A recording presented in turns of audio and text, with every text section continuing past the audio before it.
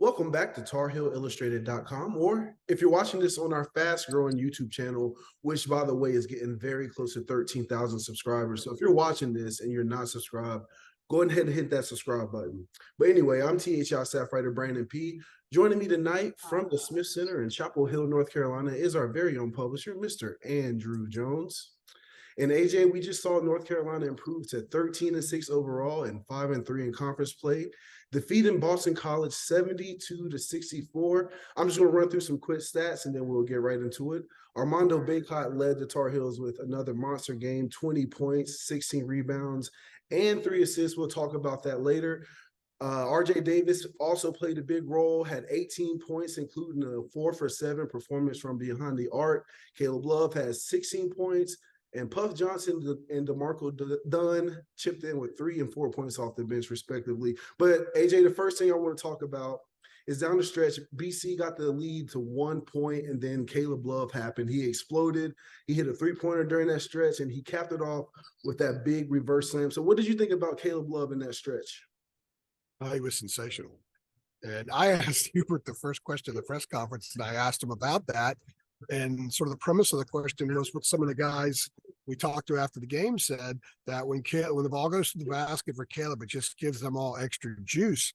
Hubert was quick to say, it's that charge he drew under the basket in that sandwiched by those couple of those buckets that he made, that he thought was the key play of the game. And that was what gave them the most juice. So for all the people out there who continually say that Caleb doesn't play, he doesn't play hard, he doesn't play defense, all that kind of garbage, that was a good example of Caleb making a winning play, and he didn't have the ball in his hands. So he doesn't have to have the ball in his hands to make winning plays, and that is apparent. We have seen that more times than not. I know the easy narrative, the low-hanging fruit is Caleb Love doesn't try hard and he takes bad shots and all that, but he doesn't really take a lot of bad shots anymore. I even asked him about that tonight, although my video messed up. I'm not sure if we'll have that up, but he said he's been taking good shots. He just hasn't been hitting shots. And I agree. A couple of shots maybe tonight were a little bit sort of Caleb-esque, but you're going to have to take that when he plays, because that's part of his game. But he was really good. It was 56-55 with 5:21 left, and Caleb hit a big three. And then he scored on a break. He scored on a drive. Actually, it was a very impressive drive. He had a 5-point spurt himself. Ended up scoring 9 points down the stretch, had that drawn charge, and was very good defensively. Had a box out that allowed Armando to get, I think, his 16th rebound.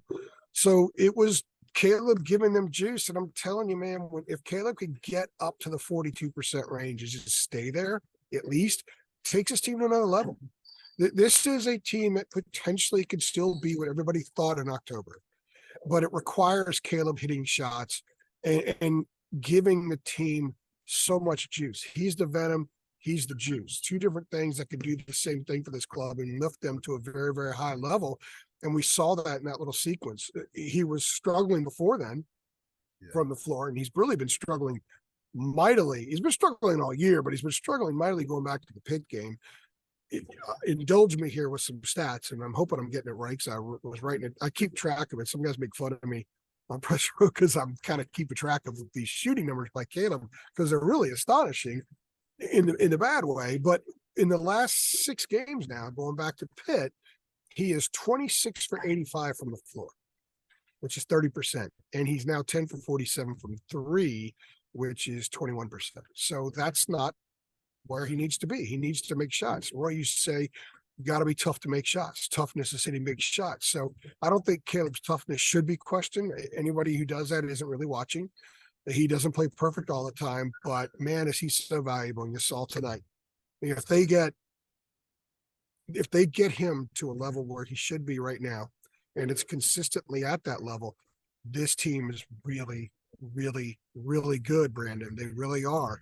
Now, we can debate whether they were good or not up to that 56-55 point, and they certainly had another issue putting foot on throat again tonight, which they've been intermittently good at. But Caleb coming up late, he kind of rose up late at UVA, but didn't seal the deal because there were other issues at play.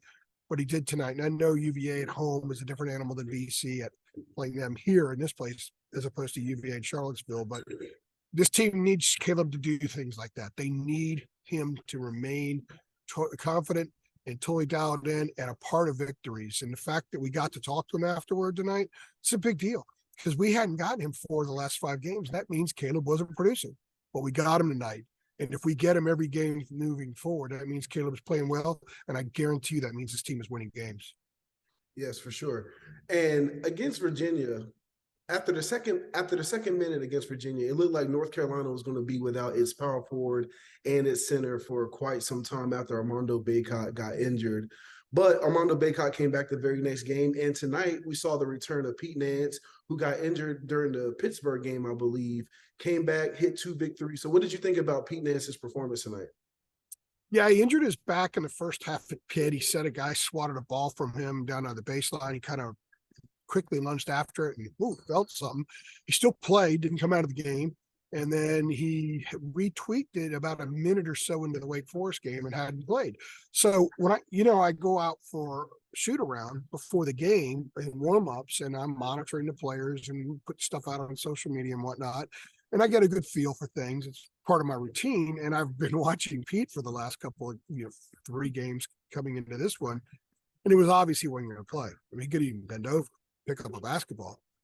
I come out today. It's like, Pete shooting. He wasn't out there originally. He and Armando were a little bit late. They started stretching and limbering before those two came out. And then when I go back in the locker room, I post a bunch of stuff on our site. And then I come back out. When I came back out, there's Pete shooting a jumper shot in warm-ups. I'm like, oh, this is different. Haven't seen this in a while. And he was doing everything. Didn't have great lift on some stuff, but he was doing everything. And he didn't look like there was an injury. If you didn't know, you would never have known that. If you'd never known he was injured, you wouldn't have suspected it. So he hits 2 threes early on. He actually had a bad bash turnover in the first possession, but then hit a couple of quick threes. And I'm not sure if he scored again. I don't know if he finished with 6 or not, Brandon. I don't think he scored again, did he? No, he did 6 points. Okay. So, but he kind of gave him a little bit of lift early and came out a couple of times, and he had a wrap, like a heat wrap around his waist, his midsection, to keep his back warm. I asked him if he had been using that when he steps out at practice. He said no, because it's usually a minute or 2 at practice, then he's back in. So he had never done that before until tonight. So I thought it was interesting that here in a game, he hadn't played in a couple of weeks, that he has that around him every time he came to the bench. He also had an elevated seat on the bench. It's funny because he and Jalen, he's a little bit taller than Jalen Washington, like maybe an inch and a half. He was sitting next to him on the bench, and he was like, Jalen's head's here and Pete's head's there. So I asked him, I said, it's like you were towering over Jalen. So he said he had this cushion. I guess it was the LeBron had a cushion before and he had a back issue or something like that on the bench. And so I guess that's kind of a cool thing for Pete. And he said, yeah, it kind of felt good. I wouldn't mind. He goes, maybe I'll fake a back injury and have that cushion on the bench all the time now. Felt pretty good. So that's a positive. It's a positive that he was back in the lineup, positive that he gave them some solid minutes. We'll have to wait and see, when we talk to Huber on Friday, after he has a chance to fully reflect on things, what percentage Pete was. Huber will probably tell us on Friday and tell us how Pete does with the treatment that he gets tomorrow. They do not practice tomorrow, and then moving ahead Thursday and Friday. So when we talk to Huber on Friday, it'll be before Friday's practice. So I think it's good. Some people are like, hey, maybe they're better without Pete. I'm like, no, you're not. A guy who was honorable mention all Big Ten last year, you're not better without him. You need him. Now, does he play 35 minutes a game moving forward? I don't know. I think Hubert using the bench situationally and circumstantially, I think maybe using Pete in that manner might be what happens moving forward. It just depends on how he plays and how some of the bench guys play. But having him back in the lineup ultimately makes them a better team, assuming everything continues to come together, which I believe the parts are all in the same stratosphere and they're coming this direction, but they're not all entirely there right now. And Pete is one of those parts. He's one of the more important parts. So it was good to see him out there, and he was really happy to just get out there and play and feel normal again. He said he hated sitting over on the sideline watching games and not being able to contribute. Yeah, it was definitely good to get him back, especially with the emergence lately of Jalen Washington. I know he didn't play tonight, but when you get those three big guys together, that's hard for a lot of teams to deal with. And speaking of the big guys, and let me interrupt you real fast. I hate to do this, but I should give everybody a quick update on Jalen. Jalen sprained his ankle, turned his ankle during shoot around this afternoon. Not like right before the game, but they have a night game. They have a shoot around earlier in the day. Turned his ankle and shoot around. So he was getting some treatment, and I have no idea anything more. Just that Hubert said, "Yeah, I've never seen a guy injure his ankle and shoot around before." He has now, and it was Jalen Washington today. So there's a quick little update. People are going to wonder what's up. Yeah. So the third thing we're going to get my bad. Give it back to you now. The third thing we're going to get into is Armando Bacot. He continues to play like a National Player of the Year candidate. I went over his stats, but just a reminder, he had 20 points, 16 rebounds, 3 assists, and just pretty much dominated the game all throughout. So what did you think about the big man's performance today? Should have had 5 assists. He had 2 dump downs from the middle of the lane, one to Leaky that Leaky fumbled and somebody else. I can't remember who else fumbled one. Should have been layups and it should have been an assist as well. Maybe even a 6th. I think Puff or somebody was fouled after a pass from him. So he was excellent. And people need to appreciate him and appreciate everything about him, the kind of player he is, the battler he is, the leader by example that he is, the fact he's the voice of the team, the face of the team. He embraces it, takes it on himself. When things don't go well, he's totally fine meeting with the media and saying, "We sucked," to paraphrase. He said other words after Pittsburgh, but he is a guy, he is a rare college basketball player, and that he's still there at 4 years in, and he's an absolute pleasure to talk to. He's an incredibly smart kid. He's got a great personality, and he sees everything in the room. There's nothing he misses. He catches everything, and he understands his teammates' strengths and weaknesses, and he has no problem discussing them and reminding them on the floor. 4 times at Louisville in the first half, he said something individually to a player who should have done something different. Each time they nodded. There's such respect for him in that room. It's because the guy produces. It's amazing, Brandon. This time a week ago, we were wondering when he would play again. He was wondering when he would play again. He said that maybe he might miss a couple of games. And I go out to do my usual thing before the game on the court in Louisville, and here he comes walking out. I'm like, oh, well, here's Armando. And he did a couple things. I'm like, yeah, he's playing. I mean, that's Armando. He's going to play. He's played through injuries before. He's played through a lot of pain. Everybody saw what he did in the Final Four last year. But that wasn't just because it was the Final Four. That's because that's Armando. And that's what we saw at Louisville. Louisville was a winless team in the league. And Armando was hell-bent on getting out there and playing. BC is probably the least successful program in the conference the last 10 years. They have them here at home. NC State's coming up next. Armando's hell-bent to get out there and do damage. He doesn't care. So whether it's the Final Four in New Orleans or in the middle of January against 2 of the bottom teams in the ACC, Armando approaches it the same way. And that's why his jersey's going to hang up there. That's why he's going to set incredible records here, perhaps Saturday night, because of the motor that he has, because of the focus that he has. Because I asked Hubert his inner burn about how rare it is. He's got a rare inner burn. And an inner burn, yeah, some of it's innate, but some of it is a craft. It's something that people have to push on themselves and get better at. Just like anybody with any line of work, you could, or anything that you do, you can struggle with something, but you work it, and then it's not so much a struggle anymore. Armando, his freshman year in late December, early January, was telling us about hearing voices in his head. And that was why he was struggling so much. And now here he is. To me, he should be the face of college basketball because he's the most interesting guy in the country, and he might be the best player in the country. And North Carolina has him. He went for double-double in the first half at Louisville. 4 days after he couldn't walk, and he went for a double-double in the first half tonight. He said after the game that he actually had a goal of getting 20 rebounds tonight, so it'd be easier to break Tyler Hansborough's record Saturday night against NC State. But here's what can happen. I think he's 17 away from Tyler. That's doable. And it's conceivable Saturday night that he becomes the all-time leading rebounder in North Carolina, and with a double-double. And if he does that, he's certainly going to score at least 10 points. It'll be his 61st double-double, and that will be the all-time record. He could pass Tyler Hansborough and Billy Cunningham in remarkable statistical areas on Saturday night against NC State. Now, I will guarantee you when he wakes up that day, that's his mojo, because he doesn't totally focus on individual stats. He's focused on the team, but he's well aware. And I asked him tonight about the reverence that he has for these things, because he really does.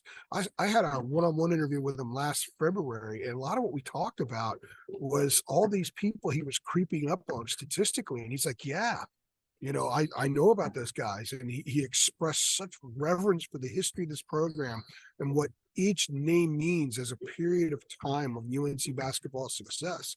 And he did joke tonight, by the way, when someone asked him about having so many rebounds. He said, well, I have Cole Anthony and I have RJ Davis, and mentioned somebody else to thank because they missed a lot of shots and I was able to rebound a lot of their missed shots. So he rebounds a lot of his own missed shots because he stays with it. That's the inner burn. The inner burn is to get out there on the court, no matter who the opponent is, go out there and kick ass. And the inner burn is, I miss a shot. I know better than anybody else where it's coming off the rim. I'm gonna stay with it, go get it, and put it back up. So Armando was sensational tonight.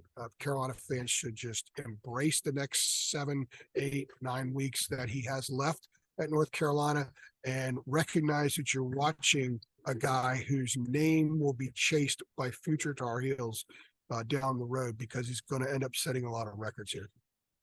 Man, that's good stuff. Quick fourth thing. Can you just tell me what does this win mean today? A bonus thing, huh? What it means. This was not a really pleasant, pretty aesthetically pleasing performance by the Tar Heels tonight. It kind of made me think a lot of the BC game a year ago here. In fact, they were coming off the 2 losses at Miami and Wake, where they lost by 50 points and they gave up like 92 points in the paint. It was just the bottom. Yeah, Hubert's press conference after Wake was just a bad press conference for a head coach. He goes in the next day and he's preaching positives, which surprised the players. They thought they were going to run until they threw up. So they get Virginia Tech on a makeup game that Monday night, and they were ugly, but they won. And then they had BC that Wednesday night, which was a regularly scheduled game. They were ugly, but they won. They got a couple wins. And I remember sitting over there on doing a Zoom with Jacob on 3 things, saying, look, they just had to win games. They've got to get some wins right now. You got to churn wheels, and the wheel can't churn until it gets in motion, and a couple of wins get them in motion.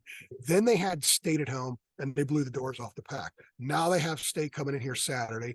I think to fully gauge what tonight means, we'll see in how they approach NC State, because they didn't shoot well tonight. They had a couple of good stretches, but they were up 11 and let BC go on a 12-2 run, and they cut it to 1.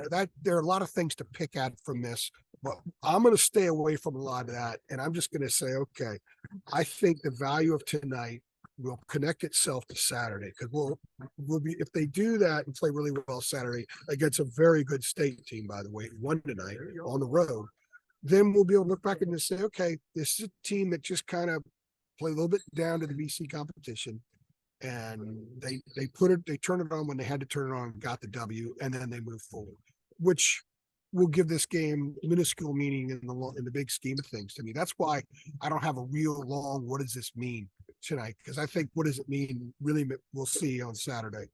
Now, if they don't play well Saturday, then what this means tonight might be, hey, they're still not very good. So that's the short of it right there. I promised you short on that, so I think I delivered. Yeah, you did good. You did good. Well, that's a good place to stop, AJ. And again, North Carolina with a 72-64 win over Boston College. Tar Heels will be back in action on Saturday, like AJ mentioned, against NC State. It's going to be a raucous environment, and me and AJ will be. You'll be here. Yeah, I'll be there. You'll be here. Jake will be here. Kevin, we have a full crew here Saturday. Yeah, and we'll see you after the game for the post-game coverage. Thank you for watching. Thanks.